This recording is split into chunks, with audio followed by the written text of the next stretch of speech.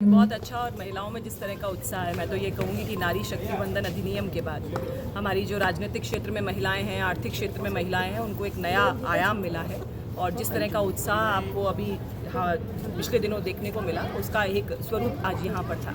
पिछले 12 सालों में आदरणीय प्रधानमंत्री जी के कार्यकाल में हमने देखा कि किस तरह से महिलाओं को आर्थिक, सामाजिक और राजनीतिक स्तर पर उनके स्टेटस को सुदृढ़ करने का काम आदरणीय प्रधानमंत्री जी ने किया है। बेटी बचाओ बेटी पढ़ाओ से शुरू करके सुकन्या समृद्धि योजना, मातृवंदन योजना, जनधन खाते खोले गए, हर घर आवास जो है वो 4 करोड़ के ऊपर पीएम आवास किए गए, इज्जत घर 11 करोड़ खोले गए, जल जीवन मिशन के माध्यम से 16 करोड़ नल के कनेक्शंस दिए गए। तो जिस तरह से लगातार बेटी बचाओ बेटी पढ़ाओ से लेकर के नारी शक्ति वंदन अधिनियम तक महिलाओं को आगे लाए, लखपति दीदी जैसी योजनाएं 3 करोड़ पूरे देश में और हमारे प्रदेश में 16 लाख लखपति दीदियाँ बन चुकी हैं। तो मैडम, इस तरह से काम हो रहा है। मैं ये जानना चाह रहा हूँ कि बीजेपी की जो महिला मोर्चा का जो संगठन है, वो संगठन को आप किस तरीके से मजबूत करेंगे और जालोर में किस तरीके से मजबूत होगा, मैं ये जानना चाह रहा हूँ। बिल्कुल, महिला मोर्चा जो है वो हमारा जो संगठन जहाँ तक अभी है, जिस स्टेटस तक, उससे नीचे तक, मतलब हम लोग ये चाहते हैं कि बूथ तक हमारा जो संगठन है वो जाए। उसके लिए एक अभियान महिला मोर्चा राजस्थान द्वारा शुरू किया गया है, हर बूथ महिला मजबूत। ये एक व्हाट्सएप चैटबॉट है जिसके माध्यम से हम जिले में वापस आएंगे और आकर के हर बूथ से हम लोग 11 महिलाएं हमारे संगठन के साथ जोड़ेंगे। ये जोड़ना सिर्फ और सिर्फ ये नहीं है कि हम अपनी संख्या को बढ़ा रहे हैं, बेसिकली उस माध्यम से हम लोग महिलाओं तक जो सरकार की योजनाएं हैं उनको भी बूस्ट कराएंगे। आज इस क्षेत्र के लिए कौन सी इंपॉर्टेंट हमारी योजना है, उसका बूस्ट जो है उनके फ़ोन पर पहुंचेगा। तो ना केवल वो महिलाएं हमसे जुड़ेंगी, बल्कि सरकार की योजनाएं उन तक पहुंचे, क्योंकि आदरणीय प्रधानमंत्री जी और मुख्यमंत्री जी का ये ध्येय है कि हर पात्र महिला के पास में। मैडम, सत्ता और संगठन की आप बात बता रहे हैं, जालोर संगठन की आप बात करते हैं।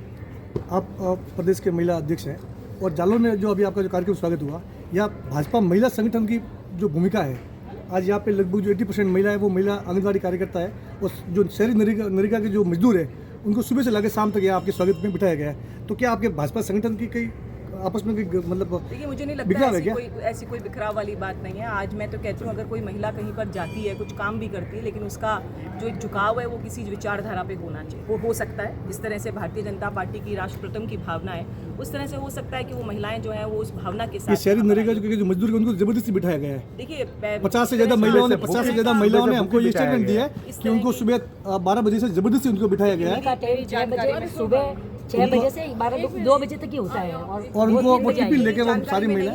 तो भाजपा संगठन की बात बता रहा हूं मैडम, संगठन में कहूंगी कि संगठन के हिसाब से अगर कोई पार्टी सबसे मजबूत तरीके से काम करती आई है और संगठन जिसकी सबसे बड़ी ताकत है, तो वो भारतीय जनता पार्टी। महिलाओं का जो संगठन है, क्या धरातल पर ग्रामीण स्तर पर जाकर कोई नया संगठन खड़ा करेगी या फिर उसी कड़ी को जोड़ करके? नहीं, मतलब संगठन को मजबूती मिलेगी, मतलब से लेकर के बूथ, शक्ति केंद्र, फिर मंडल, उसमें जो आप मंडल अध्यक्ष बनाएंगे या जिला अध्यक्ष बनाएंगे, उनका क्या क्राइटेरिया रहेगा, मतलब किस तरीके के?